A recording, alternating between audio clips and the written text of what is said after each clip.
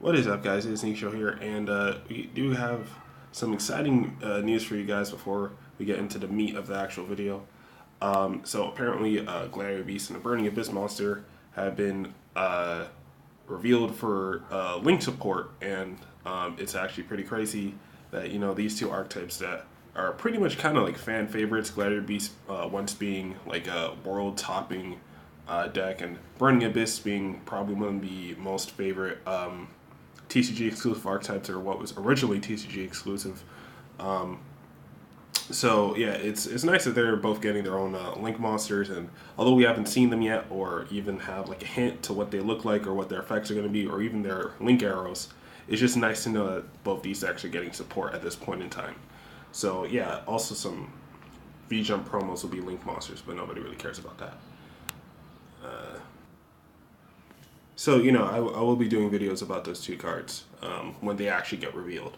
But for now, let's talk about this new Link monster that was revealed called Code Talker, which is kind of funny because usually there's D code, there's X code, there's N code, whatever the other ones are called. But this one's just straight Code Talker, and it's a Link to, and it's probably debatably the most generic Link 2 that we've gotten so far.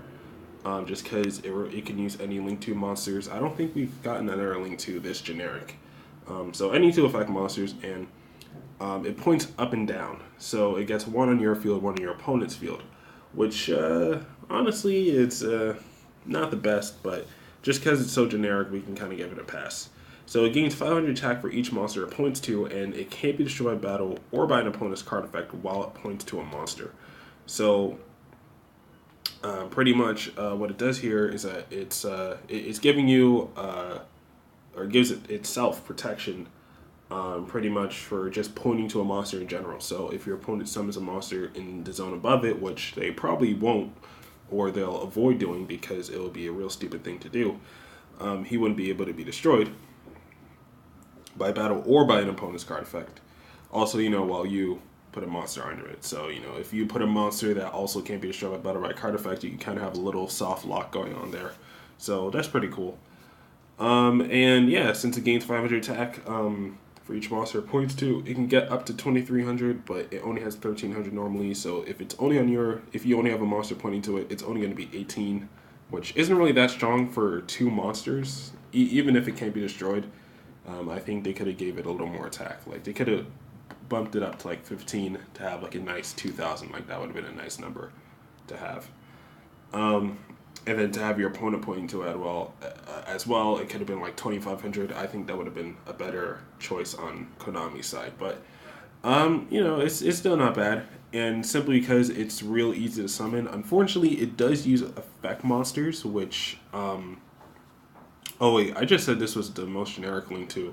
I'm sorry about that. Proxy Dragon's the most generic, but this one actually does have an arrow pointing to your side of the field. So you can actually summon this one in the Link zone, and you won't get too much loss off of summoning this in the Link zone. And because, like with something like Proxy Dragon, it only points left and right, so it'll be pretty damn useless. And all the other Link 2s that we've gotten so far aren't really generic, you can say, because Mrs. Radiant requires Earth, and, a Starboy is going to require Water. We don't know how many other Link 2s we'll be getting in the future, but, for right now, your options are kind of limited when it comes to Link 2s. Unless you're playing an Earth-based deck, in which case you're kind of fine. Or if you're playing a deck that uses a lot of tokens, then you go from those tokens into Link Spider, and then Link Spider goes into the Mrs. Radiant. So this card isn't completely necessary, and I don't think it's better than Mrs. Radiant. But for some decks, it'll be easier to summon, since not every deck can have that Earth related monsters to use, or use something like a Gofu. But I think it's just okay monster. It's not really the best, but the fact that it kind of is like a little wall, and it's pretty easy to summon, I think it's fair. So yeah, tell me what you guys think about Cold Talker. Let's zoom in on the monster bit here. It does look pretty cool. I don't know. The design wise, I think he could be a little better. I mean, I do like the whole the fact that he's like a white knight. You know what I'm saying? His sword does look cool as well, but um, yeah, it's not something that like I myself would like use in my deck, but I would see why people would want to use it.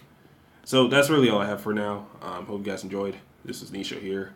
Peace.